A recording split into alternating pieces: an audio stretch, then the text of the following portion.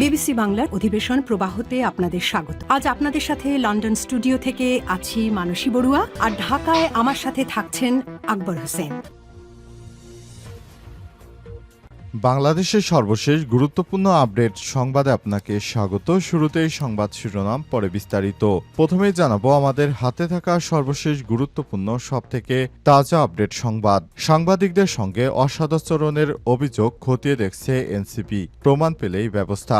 সাংবাদিকদের সঙ্গে নেতাকর্মীদের অসদাচরণের অভিযোগের বিষয়টি খতিয়ে দেখছেন জাতীয় নাগরিক পার্টি এনসিপি। সেই সঙ্গে ঘটনাটিকে দুঃখজনক, নিন্দনীয় উল্লেখ করে প্রমাণ সাপেক্ষে জড়িতদের বিরুদ্ধে সাংগঠনিক ব্যবস্থা নেয়ার নির্দেশ দেওয়ার কথা জানিয়েছে দলটির নেতাকর্মীরা। এরপর জানাবো আগামী ৪৮ ঘণ্টায় প্লাবিত হতে পারে ৭ জেলার নিম্নাঞ্চল।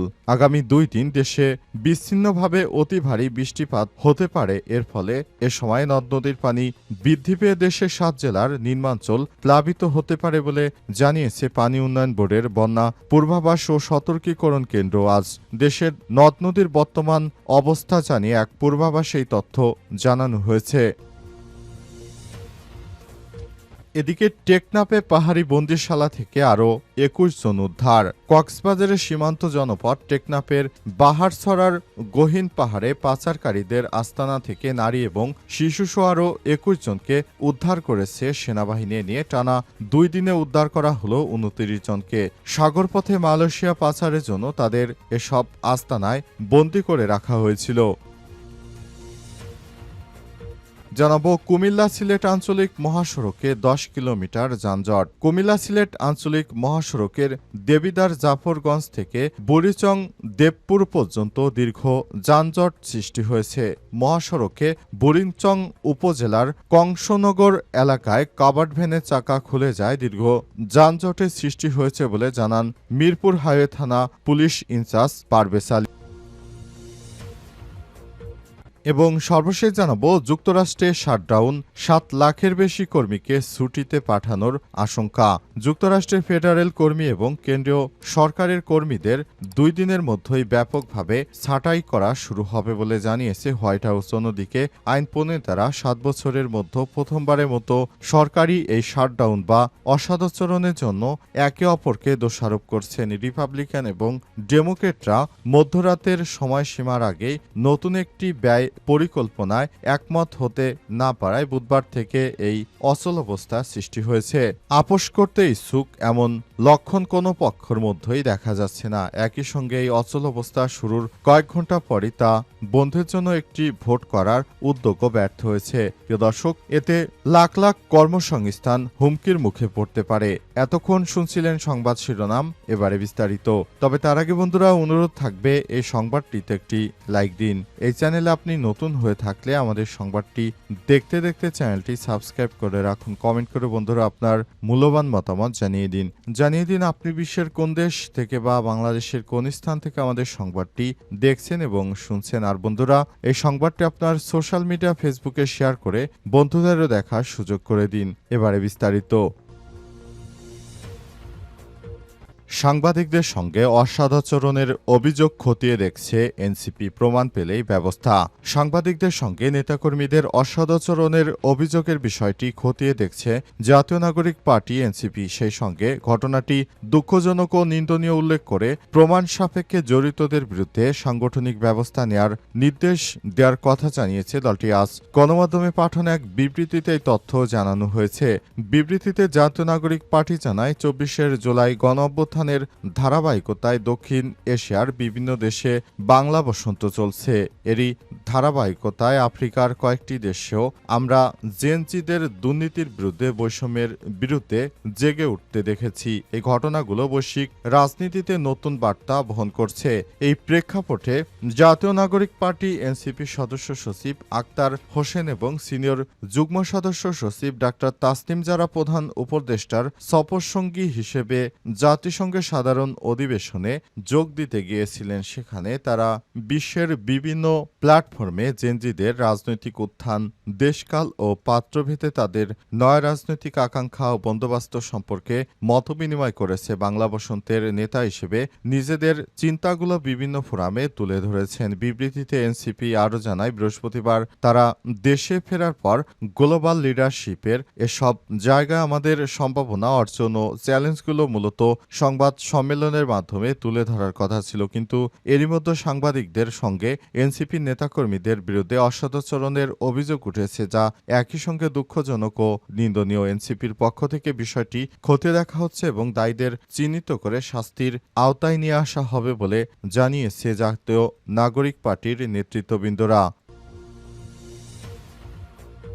৪৮ ঘণ্টায় প্লাবিত হতে পারে ৭ জেলার নিম্নাঞ্চল।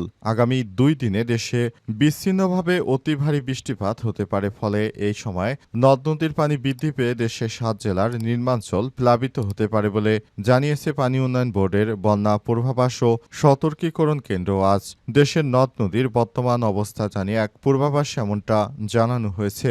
বন্যা পূর্বাভাস ও সতর্কীকরণ কেন্দ্র জানিয়েছে, গত ২৪ ঘণ্টায় চট্টগ্রাম বিভাগের গোমতী, মহুয়া, সেলোনিয়া এবং ফেনী নদীর পানি সমতল বৃদ্ধি পেয়েছে। আগামী ২ দিন এসব নদীর পানি সমতল বৃদ্ধি পেতে পারে। ফলে এ সময় মুহুরী, সেলোনিয়া ও ফেনী নদীর পানি জেলার বিপদসীমার উপর দিয়ে প্রবাহিত হতে পারে এবং এসব নদী সংলগ্ন নিম্নাঞ্চলগুলো স্বল্পমেয়াদী বন্যা সৃষ্টি হতে পারে। এছাড়াও এই সময় ফেনী নদীর চট্টগ্রাম জেলার পানি সমতলের সতর্ক সীমায় প্রবাহিত হতে পারে এবং নদী সংলগ্ন নিম্নাঞ্চলগুলো সাময়িকভাবে প্লাবিত হতে পারে। তবে তৃতীয় দিনে পানি কমে যেতে পারে বলে জানা গেছে। তবে কি কারণে এই ধরনের পানি হবে, শুধুমাত্র বৃষ্টি নাকি ভারতের পানি ছেড়ে দেওয়ারও কোনো ঘটনা, সে বিষয়টি এখনো নিশ্চিত করে বলা যায়নি।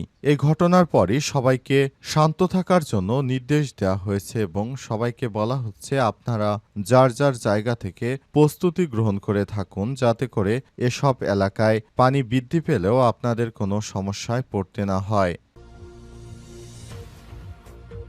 টেকনাফের পাহাড়ি বন্দিশালা থেকে আবারও ২১ জন উদ্ধার। কক্সবাজারের সীমান্ত জনপদ টেকনাফের বাহারছড়ির গহীন পাহাড়ে পাচারকারীদের আস্তানা থেকে নারী এবং শিশুসহ আরও ২১ জনকে উদ্ধার করেছে যৌথবাহিনী। নিয়ে টানা ২ দিনে উদ্ধার হল ২৯ জন। সাগরপথে মালয়েশিয়া পাচারের জন্য তাদের এসব আস্তানায় বন্দী করে রাখা হয়েছিল। বৃহস্পতিবার কোস্টগার্ডের মিডিয়া কর্মকর্তা লেফটেন্যান্ট কমান্ডার সিয়ামুল হক এই তথ্য নিশ্চিত করেছেন। কোস্টগার্ড ও নৌবাহিনী এই অভিযানে অংশগ্রহণ করে। তিনি আরও জানান, তারা জানতে পারেন সাগরপথে মালয়েশিয়ায় পাচারের জন্য নারী ও শিশু সহ বেশ কিছু মানুষকে টেকনাফের বাহারছড়া ইউনিয়নের করাচিপাড়া ঘাটের কাছে একটি ঘরে বন্দী করে রাখা হয়েছে। এই তথ্যের ভিত্তিতে বুধবার রাত ১১টার দিকে কোস্টগার্ড ও নৌবাহিনীর যৌথ অভিযানে নামে অভিযানকালে বাহারছড়ি করাচিপাড়া ঘাট সংলগ্ন এলাকায় পাচারকারীদের গোপন আস্তানা থেকে নারী এবং শিশুসহ ২১ জনকে উদ্ধার করা হয়। লেফটেন্যান্ট কমান্ডার সিয়ামুল হকের দাবি, অভিযানকালে যৌথ বাহিনীর উপস্থিতি টের পেয়ে পাচারকারীরা পালিয়ে যায়, তাই কাউকে আটক করা সম্ভব হয়নি। তবে তাদের ধরতে নৌবাহিনী ও কোস্টগার্ডের গোয়েন্দা নজরদারি অভিযানে চলমান রয়েছে বলে জানিয়েছেন তিনি। প্রসঙ্গত গত বুধবার যৌথ বাহিনীর অভিযান চালিয়ে পাচারকারীদের পাহাড়ি আস্তানা থেকে ৭ জন রোহিঙ্গাকে আটক করা হয়। কুমিল্লা সিলেট আঞ্চলিক মহাসড়কে ১০ কিলোমিটার যানজট। কুমিল্লা সিলেট আঞ্চলিক মহাসড়কের দেবিদ্বার জাফরগঞ্জ থেকে বুড়িচং দেবপুর পর্যন্ত দীর্ঘ যানজট সৃষ্টি হয়েছে। মহাসড়কের বুড়িচং উপজেলার কংসনগড় এলাকায় কাভার্ড ভ্যানের চাকা খুলে যাওয়ায় দীর্ঘ যানজটের সৃষ্টি হয়েছে বলে জানান মিরপুর হাইওয়ে থানার ইনচার্জ পারভেজ আলী। মিরপুর হাইওয়ে থানার ইনচার্জ পারভেজ আলী দৈনিক আমার দেশকে জানান, কংসনগড় বাজারের যানজট প্রতিদিনই দেবিদ্বার জাফরগঞ্জ পর্যন্ত চলে আসে। ভোগান্তির শিকার যাত্রীদের সাথে কথা বলে জানা যায়, কুমিল্লা সিলেট মহাসড়কের কংসনগড় এলাকার রাস্তায় খুবই বেহাল দশা। আজ সকাল ৯টার দিকে কংসনগড় বাজারের কাছে একটি কাভার্ড ভ্যানে চাকা খুলে যায়। গাড়িটি রাস্তার মাঝখানে পড়ে থাকার কারণে দীর্ঘ যানজট সৃষ্টি হয়েছে। কুমিল্লা থেকে সিলেট যাচ্ছেন তোফায়েল আহমেদ এই ঘণ্টা বসে আছেন কংসনগর নগর বাজারের দক্ষিণ প্রান্তে তীব্র ক্ষোভ নিয়ে তিনি জানান, এই সড়কটি মাত্র 2 লাইনের, এ কারণে দুটি গাড়িও ভালোভাবে ক্রসিং করতে পারে না। রাস্তার মাঝখানে ট্রাক বিকল হয়ে পড়ে আছে, সেজন্য 1 ঘন্টা ধরে জ্যামে আটকে আছে এই রাস্তা। ভোগান্তি কবে শেষ হবে বলা যাচ্ছে না। অটো চালক সহ আরও অনেকে এই বিষয়ে ক্ষোভ ঝেড়েছেন। তারা জানিয়েছেন, এই রাস্তাটি এমনভাবে করা হয়েছে, এর কারণে আমরা ঠিকমতো যাতায়াত করতে পারছি না। সবাইকে বলবো, আপনারা যার যার জায়গা থেকে এই বিষয়গুলো সতর্কতার সহিত দেখবেন, তা না হলে আবারও বড় ধরনের সমস্যা তৈরি হতে পারে, এমনটাই জানিয়েছেন তিনি।